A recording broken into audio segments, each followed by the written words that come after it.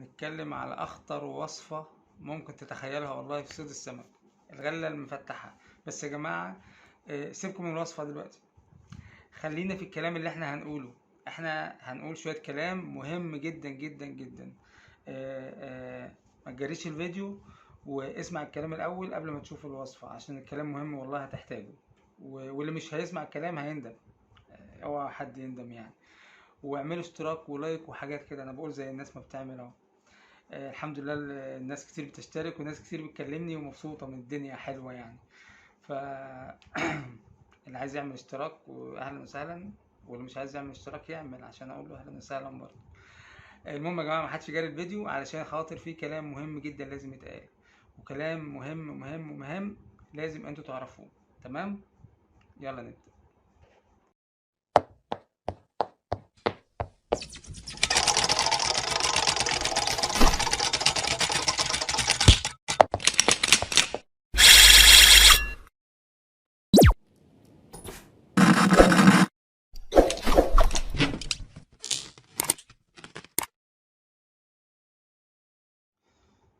السلام عليكم ورحمة الله وبركاته.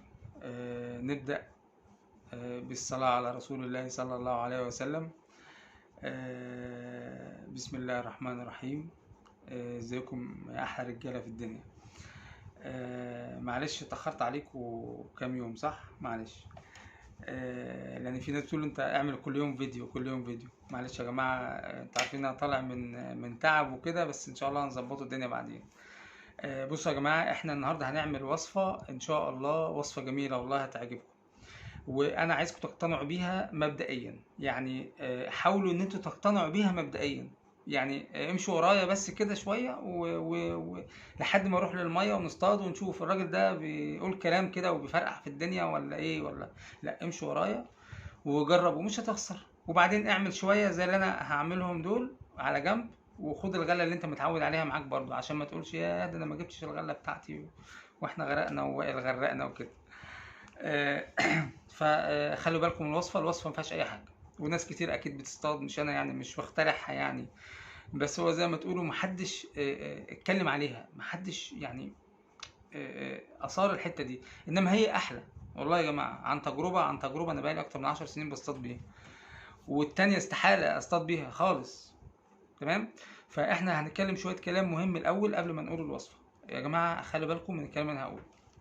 أول حاجة، أنا بشكر كل الناس اللي كلمتني كالعادة، أحلى ناس والله العظيم. بصوا مفيش بعد كده يعني. لسه من ساعة مكلمني واحد من المنصورة، عايز اصطاد قرموط، هوديه على مية نار يعني إن شاء الله، بإذن الله والله هنبسط منها. أكيد هو هيسمع الفيديو وهيقول أنا. المهم، إن شاء الله هتكلم على حاجة مهمة دلوقتي. في الأول، في ناس، في أخ كريم كلمني، ويمكن معلق لي في التعليقات، لو انتوا دخلتوا على التعليقات وشفتوها. قال لي لما انا وصفت ميه علي سلامه، قال لي طب احنا ممكن نخش من عند ترعه العرب بدل اللفه الكبيره دي وكلام من ده، ونخش من عند ترعه العرب ونروح علي سلامه. طيب انا رديت عليه بكل احترام، هو انسان محترم جدا طبعا، ومن حقه طبعا انه يتكلم، بس انا عايز اوضحها لناس كتير ما سالتش نفس السؤال. انا علي سلامه دي فين؟ علي سلامه دي على الطريق. تمام. طيب، حاجة كمان، الناس اللي أنا باوصف لها ناس غريبة من بعيد، أو ناس ما راحتش الأماكن دي، أنا هدخلك من وسط المزارع؟ طب ما أنا ممكن أوديك النصرانية من 3 4 5 حتت، بس أنا وديتها لك من البداية كده، من على طريق سهل. إنما أنا ممكن أدخلك من أي مكان. علي سلامة ممكن أروحها من 10 أماكن، بس انا اخدتك يا اما من على كوبري ضمرو يا اما من على اول الدولي، علشان انت تبقى سهل انك تروح. بعد كده لما تدوس في المكان هتبدا تختصر اختصارات. وبعدين علي سلامه انا مش هروحها من عند طرقه العرب اصلا، ما ينفعش اصلا. انا هخش من عند طرقه العرب، وبعد كده هاخد شمال عشان اطلع الاسرائيلي زي ما انا وريتكم في الفيديو اللي هو رقم 4، وبعد كده اخد يمين ويبقى الاسرائيلي على شمالي، وافضل ماشي برضه على. طب ما انا واخده من بره وخلاص وماشي مره واحده، صح ولا لا؟ فانا مش عايز اتوه الناس يا جماعه، انا بوصف وصفات بطريقه معينه عشان الناس ما تتوهش. هي دي الفكره. ما انا ممكن اوديك من اي مكان، بس انا مش عايز الناس تتوه. بعدين انت بقى بعد كده هتلاقي نفسك بقيت مية مية وتوديكت على الاماكن وتمام تمام. بس كده. دي عشان الناس اللي تفهم، انا لما بشرح بطريقه تعرف ان انا بشرح لك من طريق سهل انك توصل له. لو كلمتني في التليفون عشان تستفسر على طريقه تانية او مكان تاني زي ما ناس كتير كلمتني، فده تمام زي الفل، مفيش مشكله. طيب بالنسبه لعلي سلامه، الناس راحت كسرت الدنيا وجابت سمك ليل ونهار. بالنسبه للميه الاخرانيه اللي انا وصفتها اللي هي ورا البورصه، ناس راحت خدت سمك برضو، بس في ناس اكتر كلمتني في الميه اللي هي من على ترعه العرب وراح اللي هي ميه توتو، خدوا سمك ما شاء الله. يعني في ناس كلمتني، انا ما بقولش اسماء معلش سامحوني، عشان مش عارف ده صح ولا غلط، بس هو بلاش اسماء. الناس كلموني خدوا سمك ما شاء الله، وشكروني على الغله المفتوحه المفتحه دي، لان هم انا كنت كلمتهم ووصفتها لهم وعملوها ويصطادوا بيها. وناس راحت اصطادت تانية، وناس سهرت على الميه واتراضوا واتظبطوا 100 الحمد لله رب العالمين. الحمد لله ان انا بسطت واحد، رغم الناس كتير انبسطت، بس هو واحد بس كفايه والله الحمد لله. دي الحاجه كمان يا جماعه، ان شاء الله انا هوصف الميات في المرات اللي جايه، هوصف ميات بره. بس المره الجايه انا هعمل لكم فيديو للعلفه. النهارده الغله في علفه خطيره والله يا جماعه، خطيره برضو مش فرقعه والله، عشان ما حدش يفهمني غلط. اصل الكلام في حاجه معينه بيطول وكده، فيعني مش عايزين يبقى نتكلم بسرعه ومكلفه الدنيا، يعني عايزين يبقى كل حاجه واخده حقها. الفيديو اللي جاي جامد جدا اقسم بالله، علفه خطيره فوق ما تتخيل، حاجه كده زي الغله الناشفه اللي بترميها قبل العصر عشان تروح بعد المغرب بطعم تصطاد بولتي محترم، حاجه زي كده بس على طريقه ايه على طريقتي بقى، حاجه خاصه بالبولتي. المهم بس بالنهار يعني، والصبح في كل وقت يعني. حاجه كمان يا جماعه، الناس اللي هتطلع على الادوار ركزوا في دي. الناس اللي هتطلع على الادوار، في ناس رايحه على الميه تمام، وهوب نزل من العربيه قبل اي حاجه، واخد كيس الغله بتاعته والعلفه بتاعته وطالع معاه 2 3 وكده. المهم هم بيبقوا عارفين يعني، المهم يروحوا يرموا الادوار كلها. يعني انا مثلا اروح ارمي لي دورين 3، وصاحبي يرمي له دورين 3، وده يرمي له دورين 3. طيب انا عايز اوصل لكم حاجه وركزوا فيها. انا لما اروح ارمي دورين 3، طب ما وقعدت على اول دور، واول دور ده فضلت قاعد عليه ساعه ولا ساعتين، طب الدورين التانيين اللي انا راميهم من ساعتين دول ايه مصيرهم؟ هل هم هيشتغلوا ولا هضطر ان انا ارمي لهم غله تاني عشان يشتغلوا؟ ده انا ببوظهم. طيب هنعمل ايه؟ احنا دلوقتي يا جماعه رايحين، ففي دورين مثلا نصطاد عليهم او 3، انا هعلف اول دور بس، اول دور بس اللي اعلفه. الدورين التانيين بتوعي عايزهم، او دور واحد كمان ما في ميه واسعه مثلا، لو في كذا دور تقعد عليه نخليهم دورين عشان نتكلم في اختصار. الدور التاني خلاص بتاعي، هحط عليه بوصه او احط عليه شنطه او احط عليه اي حاجه وبتاعي مفيش مشكله، بس ما علفوش الا لما انزل عليه. ليه بقى؟ الناس بتيجي ترمي الدور ده وترمي الدور ده، ويقعد على الدور الاولاني ويتراضى ويقعد بقى ساعه واتنين وتلاته، ويجي ينقل على الدور التاني ما ياكلش معاه، او ياكل معاه سمكه واحده وبعد كده ما ياكلش. وبعدين تنينه عامل ايه بقى؟ رميله غله تاني او علفه تاني. حلو. والدور الاولاني بقى المفروض ان هو سابه فشعره زي ما بيقول، او رماله شويه غله او كلام من ده. المهم باظ الدنيا. فاحنا عشان ما نتوهش من بعض هنعمل حاجتين. اول حاجه، انت لو هتصطاد على دورين اعلف دور، والدور التاني ثبته لنفسك باي حاجه، شنطه، بكيس، ببوصه عليه، باي حاجه مفيش مشكله. ارمي 3 4 حبات وسيب، بس مش هتبقى دي علفه بتاعتك. تاني حاجه يا جماعه، في حاجه كمان، ما حدش يرمي علف كتير او غله كتير. علفه، انا اقصد علفه، غله وعلف اللي هي الدور اللي بيرميه. ما حدش يرمي كتير، ارموا بسيط. انت لو بتصطاد على البر، لو السمكه مبرره ارمي لها بره حاجه بسيطه. لو هتصطاد جوه شويه في ربع بيقول عليها في تلت الميه يعني، او في تلت الميه الاولاني يعني، بعد البر بمتر ولا حاجه ولا كلام من ده، ارمي برضو شويه بسيطه. تمام يا جماعه، ما حدش يرمي كتير. بص، شوق ولا تدوق، يعني جوع السمكه ما تشبعهاش، لان في ناس ما شاء الله بترمي حاجات غريبه كده. كتير. اللي بيرمي كتير ده المفروض انا ارمي كتير امتى؟ في الميه المسطحه، الميه الواسعه الرايقه البيضه خالص اللي هتجيب السمكه من بعيد، وانا اساسا مش هصطاد بره، انا هرمي تحت خالص قدام المرايه واخد السمكه من تحت. السمكه واقفه قدام المرايه من جوه مش قادره تطلع عشان شايفاني او حاسه ان في حد فوق، انا باخدها من تحت. انما الميه اللي احنا بنصطاد فيها مياه ضيقه وحاجات كده مش، ما ترميش كتير، ارمي حاجه بسيطه، وخصوصا الايام اللي جايه علشان خاطر هي اصلا ما بتاكلش كتير، مش هتهجم على ده هي بتخش تاخد تخطف وتجري، والسمكه الكبيره، فما نرميش كتير يا جماعه. طيب هنعمل ايه؟ يبقى الدور الاولاني هنرميه ونقعد نصطاد عليه، اللي انا اخترته ان انا اصطاد عليه الاول.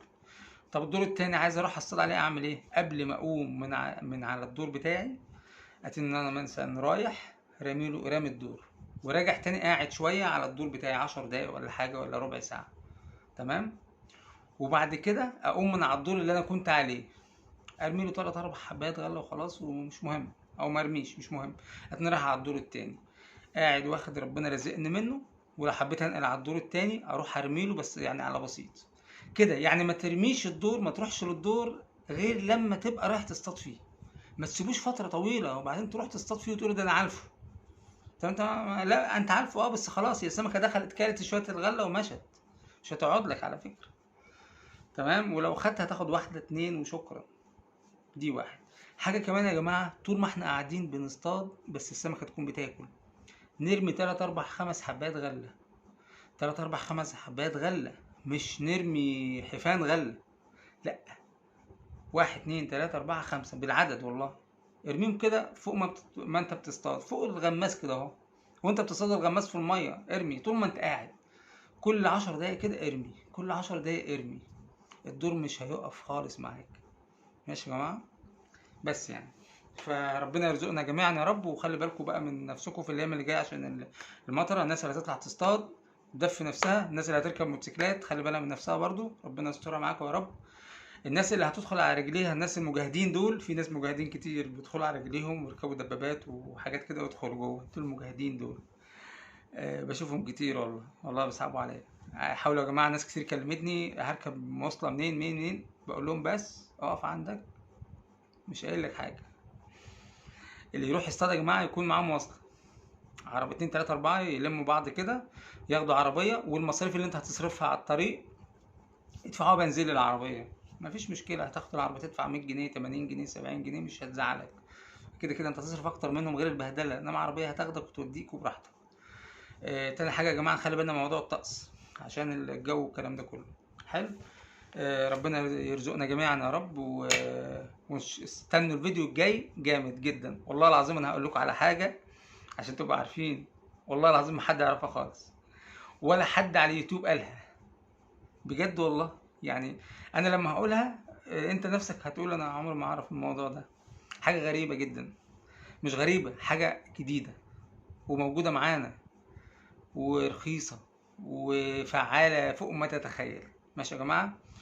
ده برضو تحايل وتشغيل مخ وتجارب ومعلومات من ناس بس الوصفه اللي انا هقولها دي هو واحد قايل لي عليها من كام سنه كده، بس انا طورتها، يعني طورتها احسن ما هو قال لي على، بس الاضافه اللي هي بتعمل الشغل الجامد اللي احنا هنقول عليه ده، لكن انا طورتها تطور مش طبيعي يعني.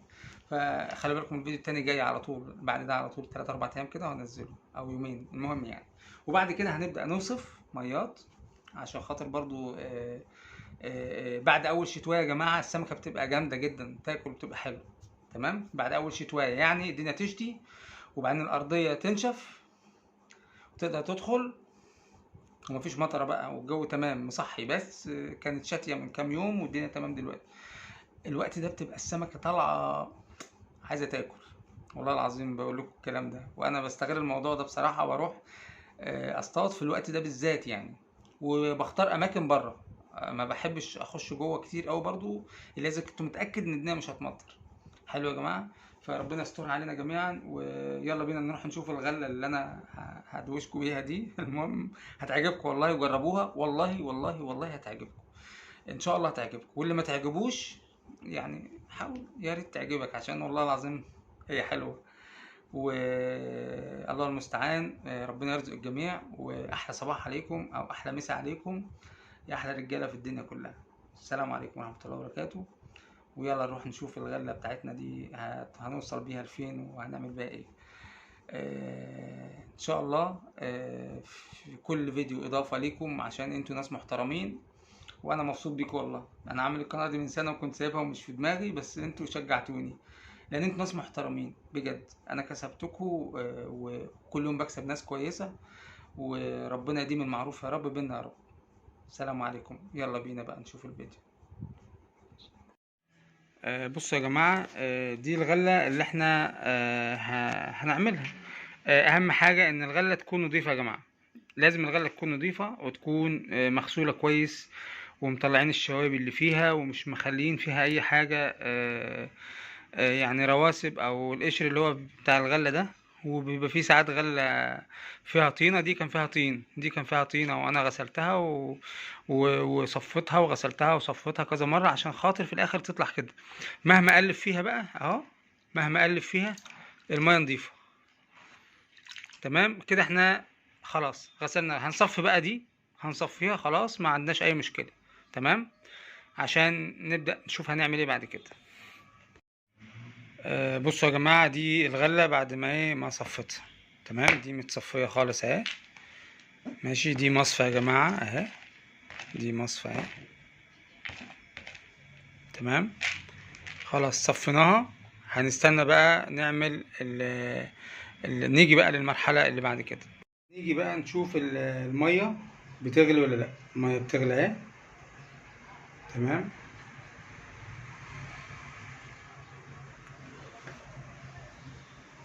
واخدين بالنا. هنبدأ بقى نجيب الغلة ونحطها فيها. بصوا معايا بقى. بصوا يا رجالة، انا خلاص حطيت الغلة في الحلة اهو، وبس انا هقلبها بس تقليبة كده خفيفة. نوزع بس الغلة، وبعد كده هنسيبها بقى ايه تغلي من تاني 10 دقايق ربع ساعة. تمام، مش هنطفي النار، يعني هي المية بتغلي، احنا حطينا الغلة هنسيب النار شغالة. هنسيبها من 10 دقايق لربع ساعة، ونغطي طبعا. هغطيها وبعد كده هرجع لها بعد ساعتين، هفتح هلاقيها مستوية ولونها أبيض، وفي نفس الوقت مفتحة. واحدة مفتحة، واحدة مقفولة شوية، واحدة مفتحة خالص. المهم ان هي دي الغلة اللي انا عايزها، وانا هوريها لكم دلوقتي بعد ما تخلص ان شاء الله. هوريها لكم بإذن الله تعالى. يلا تابعوا معايا. الغلة هي رجالتنا بعد ما خلصت. شوفوا شكلها كده، ايه رأيكم يا جماعة؟ مبدئيا هي مش غامقة، فاتحة، صح كده ولا ايه؟ صح، غلة فاتحة مش غامقة. طيب، حاجة كمان ملاحظينها ايه؟ ملاحظين في حاجات اهي، في غلة مفوشة خالص، مفتحة يعني متبهدلة دايبة يعني ومهرية، وفي مقفولة، وفي نص نص وكده. طبيعي ده لازم يحصل، يعني من الغلوان يبقى في واحدة كده واحدة كده. طيب، هي دي الغلة اللي انت بتقول عليها يا عم وائل؟ ايوه، هي دي الغلة اللي انا بقول عليها. يعني دي اللي هتطلع سمك؟ مش التانية ما بتطلعش؟ لا يا جماعة، التانية بتطلع برضه، بس دي والله يا جماعة اسهل شوية. دي قريبة من العجينة دي، يعني غلة مش مهرية، او احنا هنصطاد بغلة. يعني مثلا يا جماعة، احنا مثلا انا قدامكم اهو، بصوا كده، هنلاقي كام واحدة مهرية وكام واحدة سليمة. كتير سليم، هنيجي واحدة زي دي مثلا، ما هي سليمة. تمام، بس في حاجة يا جماعة بقى أنا عايز أقول عليها. أنا مثلا والله العظيم، أنا زي ما بقول لكم كده، شايفين الغلة دي عاملة إزاي؟ الحباية دي عاملة إزاي؟ بصوا كده يا جماعة عاملة إزاي. تعالى الكاميرا بقى أهي، مفتحة من ناحية ومقفولة خالص أهي. والله العظيم أنا بنقي دي واصطاد بيها. في مقفولة عنها شوية، بس أنا بنقي دي واصطاد بيها. هل أنا ماسكها في دي دايبة؟ مش دايبة يا جماعة، دي جامدة. أنا هجيب سن أهو، ده سن أهو. تمام، ده 2 يا جماعة. أنا بصطاد بالسن الكبير ده، وده مش أمين على فكرة. ده سن ياباني. تخيلوا دي لقيته عند واحد بس هو عنده منه تقريبا تاني يعني. هبقى اجيب لكم الباكو، وجايز نلاقيه في اماكن كتير الناس تستفاد بيه. سن جامد جدا كربون، و... والراجع بتاعه صغير، وفيه لوقة، و... واشد شويه من الامين. الامين ارفع منه شويه كمان، هو رفيع برضه اهو، بس الامين تحس ان هو سلكه شويه. ده جامد، بيقطم بس بصعوبه، تمام، ما بيفتحش. وجامد جدا. وده انا، والباكو بتاعه ب20 جنيه يعني. التاني الامين ب30، وناس بتقول 35 وحاجات غريبه كده. ان شاء الله انا هشوفه كده، لو لقيته باذن الله هقول لكم على العلبه، وهاجي اصورها واوريها لكم. المهم يعني، حبايه الغله احنا هنحطها هنا عادي، مفيش اي مشكله. من الناحيه المقفوله اهي، مش من الناحيه المفتوحه بقى، من الناحيه المقفوله اهي. انا بحط السن اهو، معنديش اي اشكال خالص اهو. حبايه الغله مفيش اي فيها مشكله يا جماعه، عادي خالص، مفيش اي مشكله. تمام. نجيب سن تاني، نجيب حبايه تانية اهي. بصوا يا جماعه عامله ازاي اهي يا جماعه، مفتوحه من جنب اهي، العجينه باينه منها، ومن ناحيه تانية مقفوله. كله كده بقى، هتلاقي فيه كده كله كده، الغله كلها هتبقى كده اهي. شوف انا بدخلها بصعوبه والله، رغم ان هي طريه اهي، عجينه اهي. تمام، بس يعني جامده يعني، عشان ما حدش يقول مثلا السن هيفلت منها وهنتعذب ومش عارف ايه والكلام ده كله، مفيش الكلام ده خالص اهي. واحده تانية غيرها اهي، معندناش فيها مشكله. السمكه يا جماعه عايزه اللي يدلعها واللي يريحها. الغله دي فيها ميزه بقى. اول حاجه يا جماعه، الغله المقفوله يعني احنا طول عمرنا بنصطاد بيها، بس انا والله من 2010 ومن قبل 2010، 2009 2010، من قبل الثوره يا جماعه وانا بصطاد بدي. كنت بصطاد بالمقفوله، لحد ما في يوم عملت الغله دي كده على السريع، وطلعت اصطاد، لقيتها ما شاء الله ايه الحلاوه دي. لقيت نفسي بعملها كل مره، لقيتها جايبه معايا، قلت اقارن ما بينها وما بين التانية، لقيتها هي اللي بتاكل احسن.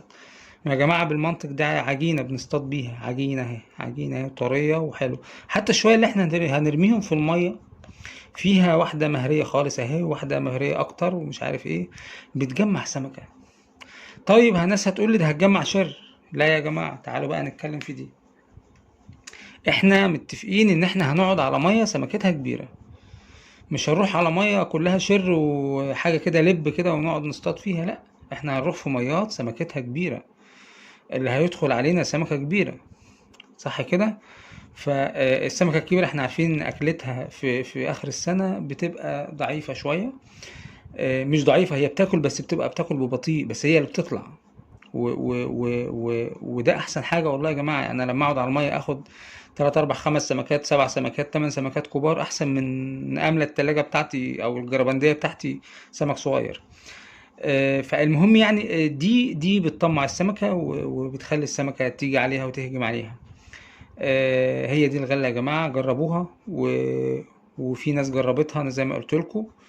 والله يعني زي ما بقول لكم، اتصل بيا واحد صديق زيكم كده، انا ما اتقابلتش معاه شخصيا يعني، لكن اتكلمنا في التليفون.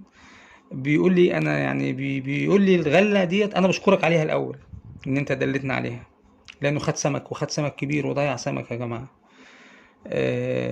فالله المستعان، ويا رب دايما اكون عند حسن ظنكم.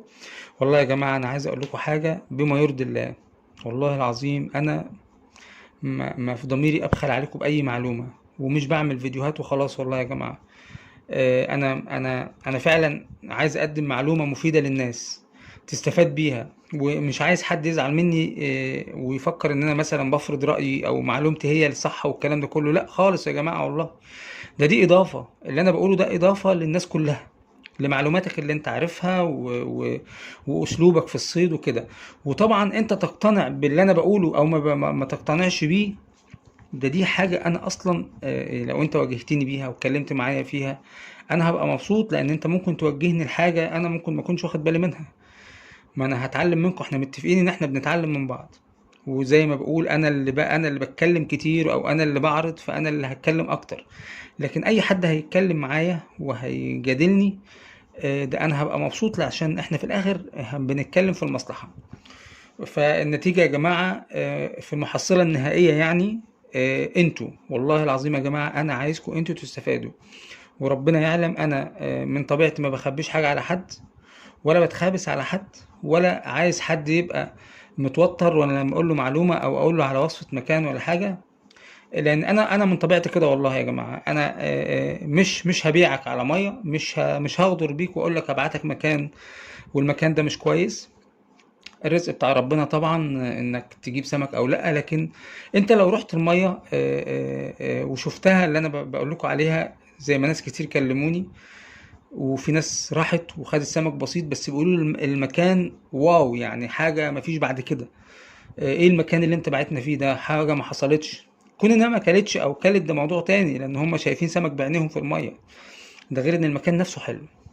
يا جماعة توقعوا مني كل مصداقية في الكلام بتاعي، علشان الناس تبقى عارفة أنا مش بعمل فرقعة ولا بعمل شو ولا كده. دي قناة على اليوتيوب زي ما الناس عاملة قنوات على اليوتيوب، وكلنا بنستفاد منها. أنا بستفاد منها الاستفادة الكبيرة، أقسم بالله العلي العظيم انتوا. وأنا لما الناس بتكلمني وبتكلمني بشكل لطيف، مفيش واحد يا جماعة كلمني وقال لي كلمة كده ولا كده. الحمد لله رب العالمين، كل الناس بتكلمني بشكل لطيف، وكل الناس اللي بتكلمني ناس محترمة. ناس بيقول بيتصلوا بيا عشان يعرفوني بس، يعني يتعرفوا عليا بس. دي حاجة كبيرة والله عند ربنا يا جماعة، ومسؤولية كبيرة. فربنا يرزقكم يا رب ويبارك فيكم كلكم وفي ولادكم ويسترها معاكم في طريقكم، لأن طبعا كلنا بنسافر ورحلات وحاجات كده. ربنا يسترها مع الجميع يا رب. وكلنا نخلي بالنا من الجو الايام اللي جايه. اللي يحب يطلع يصطاد يخلي باله من الجو اليومين اللي جايين بعد ما يطلع يصطاد، يعني يشوف هيطلع بكره مثلا، يشوف بكره ايه وبعده ايه بعده، علشان يا جماعه محدش يبقى فيه اي مشاكل. وزي ما قلت لكم طبعا قبل كده، انا هوصف لكم ميات بره عشان لو الدنيا مطرت ما فيهاش اي مشكله. وبعد اول شتوايه السمكه هتاكل احسن كمان يا جماعه. والله المستعان، وربنا يرزق الجميع يا رب. واحلى صباح عليكم واحلى مسا عليكم. و... وكل واحد يا رب يروح رحلة ربنا يكرمه ويرزقه يا رب. وأنا مجرد سبب بسيط جدا من ضمن الأسباب اللي موجودة في الدنيا دي لأي واحد إنه يعرف معلومة أو يكون أي حاجة في معلوماته يعني. وأنا أخوك الصغير وأنا مكمل لكم وأنتم مكملين ليا، والله العظيم مفيش حد أحسن من حد. واحنا كلنا ولاد ناس وحقيقي والله يا جماعة احنا هوايتنا دي هواية الملوك. ربنا يبارك فيكم وفينا جميعا يا رب في ولادنا. السلام عليكم ورحمة الله وبركاته.